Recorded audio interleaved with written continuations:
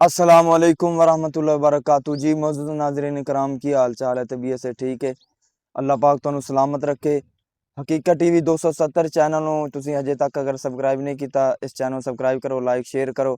इस चैनल ते तुहानू नवीं वीडियोज़ मिलदियां रहणगियां। ते चलने अपनी अज दी वीडियो की तरफ। एक वीडियो सोशल मीडिया ते 3-4 दिन हो गए काफ़ी गर्दिश कर रही है। जड़ांवाले दे इलाके दे अंदर एक सगे बाप ने अपनी बेटी नूं 4 साला बच्ची नूं कतल कर दिता, सिर्फ इस वजह तो कि साडे घर दे अंदर बच्चियां पैदा होंदियां ने। देखो, बेटा देना, बेटी देना और किसी नूं कुछ ना देना है तो मेरे रब दे वस दे अंदर है ना। इस जालिम बाप जदों बेटी पैदा होंदी अपनी बेटी नूं अपनी बीवी ते जुल्म करदा, अपनी बीवी नूं मार कुट के भजा दिंदा अपने पेकियां ते। पहले तुहानू इन्हां दी वीडियो शेयर करने। इन्हां दी बीवी अपनी जुबान चों दस रही है कि इन्हें अपनी बेटी नूं कतल कीता है। सब तो पहला तुसीं ये वीडियो वेखो, उस तो बाद आपां गल करने आ।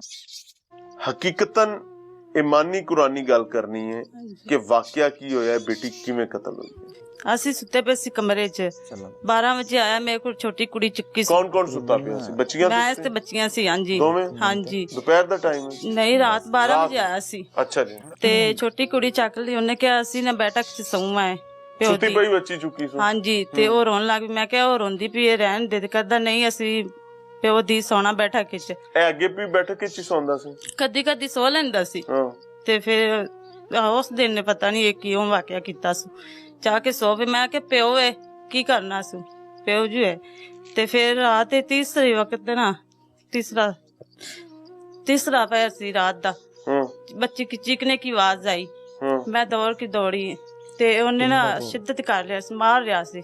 उतने भाई कासिम भाई बूटा आगे मल्ले आले हो गए। जदों तुसी गए उदों बच्ची जाग रही सी?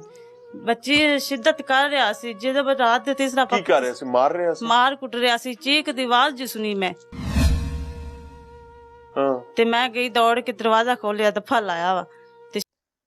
जी मुअज़्ज़ज़ नाज़रीन कराम, वीडियो तुसी वेख लईए किवें इस बच्ची दी मां रो पिट के अपने दस रही अपनी बच्ची दे बारे कि इस जालिम ने किस तरीके दे नाल कतल कीता है। देखो कि साडे मुल्क पाकिस्तान दे अंदर साडे घरां दे अंदर अमन कोई नहीं कायम रहा। पिछले दिनों दे अंदर सरगोधे दे अंदर वाकया होया और फिर 2-3 दिन हो गए हुण जड़ांवाले दे इलाके दे अंदर वाकया हो गया। वो बच्ची वो बेटी जिंदी असल इज्जत उनके वालिदैन दे घर दे अंदर महफूज हुंदी है। अजकल दा साडा मुआशरा और दौर आ गया है कि उस बच्ची दी इज्जत उनके घर दे अंदर महफूज नहीं ते बाहर कित्थों महफूज होवे। ना बाहर असी मुंह वखान जोगे हैं ते ना घर दे अंदर मुंह वखान जोगे। ना घर दे अंदर इज्जत है ना बाहर इज्जत है। अल्लाह दे बंदेओ, उते अज तो 1400-1500 साल पहला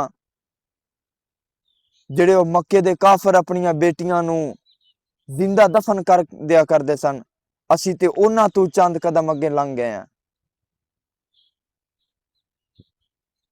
अल्लाह दे नबी सल्लल्लाहु अलैहि वसल्लम फरमांदे ने जिस बंदे नूं अल्लाह पाक ने 2 बेटियां ता कीतियां उन्हां दी अच्छी परवरिश करदा है, उन्हां दा अच्छी जगह ते विआह कर दिंदा है, शादी कर दिंदा है। अल्लाह दे नबी फरमांदे ने कल क़यामत वाला दिन होएगा, अल्लाह उस बंदे नूं मेरा साथ जन्नत अंदर अता करेगा।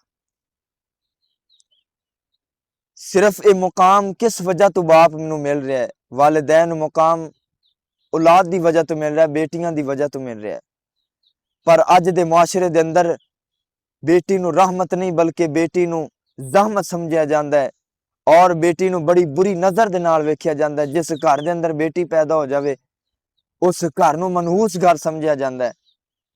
ते मैं अपील करांगा हुकूमत पंजाब अगे कि ऐसे दरिंदियां दे बिल्कुल बाईकाट किया जाए और ऐसे दरिंदियां के खिलाफ सख्त तो सख्त कार्रवाई की जाए। पूरे बाजार के अंदर और लोगों के सामने ऐसे दरिंदियां नूं फांसी दिता जाए ताकि किसी जालम बाप और किसी जालम भाई नूं ये जुरत ना पवे कि वह किसी बेटी का कतल करे और किसी मां ते जुल्म करे।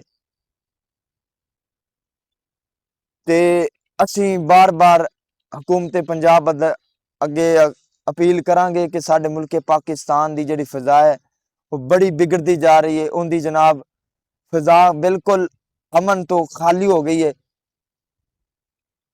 तो इस वास्ते हुकूमत पंजाब अगे गुजारिश है कि इन्हां दरिंदियां के खिलाफ सख्त तो सख्त कार्रवाई की जाए। उम्मीद है कि साडी अज दी वीडियो तुहानूं पसंद आई होएगी। अगर वीडियो पसंद आवे तो लाइक शेयर कमेंट करना है और अपनी राय का इजहार जरूर करना है। अस्सलाम वालेकुम वरहमतुल्लाहि वबरकातुहू।